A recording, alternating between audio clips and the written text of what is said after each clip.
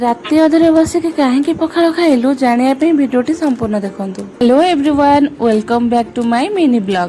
ତ ଏଇଠି ମୁଁ ଗୋଟାଏ ଡ୍ରେସ୍ ଧରିକି ପଳେଇ ଆସିଥିଲି ଟେଲର ମ୍ୟାଡ଼ାମଙ୍କ ପାଖକୁ। ତ ଟେଲର ମ୍ୟାଡ଼ାମଙ୍କ ପାଖରେ ଡ୍ରେସ୍ ତିଆରି କରିବାକୁ ଦେଇକି ଆମେ ଏଠି ଆସି ପହଞ୍ଚିଗଲୁ ଆମର ଫେମସ୍ ଗୁପଚୁପ୍ ଭାଇଙ୍କ ପାଖରେ, ମାନେ ଡଲିପୁର ଗୁପଚୁପ୍।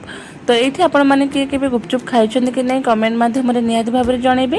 ଯାଜପୁର ରୋଡ଼ରେ ଯେତେ ବି ଗୁପଚୁପ୍ ଭାଇ ଅଛନ୍ତି ସବୁଠୁ ଅଧିକ ଭିଡ଼ ଏଇଠି ଇଭିନିଂ ଟାଇମ୍ରେ ହୁଏ, କିନ୍ତୁ ସତ କହିବାକୁ ଗଲେ ମୋତେ ଏଇଠିକାର ଟେଷ୍ଟ ପୁରା ନର୍ମାଲ ଲାଗେ। ତ ମାର୍କେଟରୁ ଫେରିଲା ବାଟରେ ଦେଖିଲୁ କି କାଲି ଚାରିଆଡ଼େ ଏମିତି ପୋକ ଉଡୁଥିଲେ, କ'ଣ ପାଇଁ କେଜାଣି। ଘରକୁ ବି କଲ୍ କରି ପଚାରିଲି କି ଘର ଆଡ଼େ ବି ଏମିତି ପୋକ ଉଡୁଛନ୍ତି। ଯାହା ଜଣାପଡ଼ୁଛି ଯାଜପୁରରେ ବୋଧେ ଆଜି ପୋକ ସବୁଆଡ଼େ ଉଡୁଛନ୍ତି, ସବୁ ଏରିଆରେ। ରୁମ୍କୁ ଫେରିକି ଦେଖିଲା ବେଳେ ଏଇଠି ରଶ୍ମି ମ୍ୟାମ୍ଙ୍କର ବ୍ରାଇଡାଲ ଚୁଡ଼ା ସେଟ୍ଟା ପଳେଇ ଆସିଛି। ତ ସେଇଟା ସେ ଟ୍ରାଏଲ୍ କରୁଥିଲେ କେମିତି ଲାଗୁଛି ବୋଲି ହାତରେ ପୁରେଇକିନା। ତ ଦେଖିପାରୁଥିବେ କେତେ ସୁନ୍ଦର ଲାଗୁଛି ଚୁଡ଼ିଟା। ତ ଏଇଟା ହେଉଛି ତାପର ଦିନ ସକାଳର ଭିଡ଼ିଓଟା। ଆଉ ରାତିରେ ମୁଁ କିଛି ଭିଡ଼ିଓ ବନେଇ ପାରିନଥିଲି।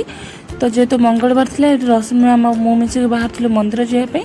ତ ସେଥିପାଇଁ ଏଇଠି ମାଆଙ୍କ ପାଇଁ ବେଲପତ୍ର ତୋଳୁଥିଲୁ।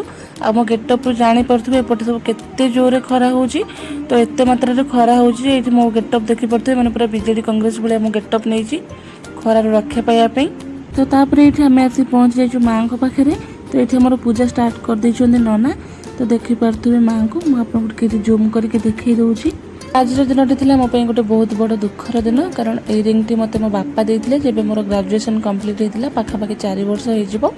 ତ ମୁଁ ସେବେଠୁ ହିଁ ଭାବିଥିଲି କି ଏଇ ରିଙ୍ଗଟାକୁ ମୁଁ କେବେ ବି ମୋଠୁ ଅଲଗା କରିବିନି, ସବୁବେଳେ ମୋ ପାଖରେ ରଖିବି।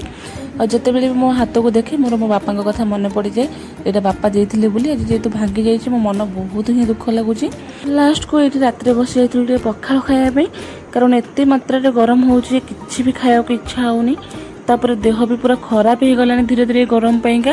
ଏଇଠି ଲଗାତାର କିଛି ଦିନ ହେବ ମୁଣ୍ଡ ବୁଲଉଛି, ଏତେ ମାତ୍ରାରେ ଗରମ ଏପଟେ ହେଉଛି। ତ ସେଇଥିପାଇଁକା ଆମେ ଭାବିଲି ଟିକେ ପଖାଳ ଖାଇଥିଲେ ଦେହଟା ଟିକେ ଥଣ୍ଡା ରହିବ। ତ ସେଇଥିପାଇଁ ରାତି ହେଉ ପଛେ ଆମେ ଏଠି ସମସ୍ତେ ବସିଗଲୁ ବେଲାଏ ବେଲାଏ ପଖାଳ ଖାଇବା ପାଇଁ। ତ ଖାଇ ପିଇ ସାରିକି ଏଠି ଆମେ ବାହାରିଲୁ ଛାତକୁ, କାରଣ ଏତେ ମାତ୍ରାରେ ଗରମ ହେଉଛି ରୁମ୍ରେ ବି ରହି ହେଉନି, ଶୋଇବା ତ ଦୂରର କଥା। ତ ଫ୍ରେଣ୍ଡସ୍, ଆଜିର ଭିଡ଼ିଓଟି ଏଇଠି ଏଣ୍ଡ କରୁଛି। ଯଦି ଭିଡ଼ିଓଟି ଭଲ ଲାଗିଥିବ ଲାଇକ୍ କମେଣ୍ଟ ସେୟାର କରିବାକୁ ଜମା ବି ଭୁଲିବେନି। ରଖୁଛି, ଲଭ୍ ୟୁ ଅଲ୍, ଜୟ ଜଗନ୍ନାଥ।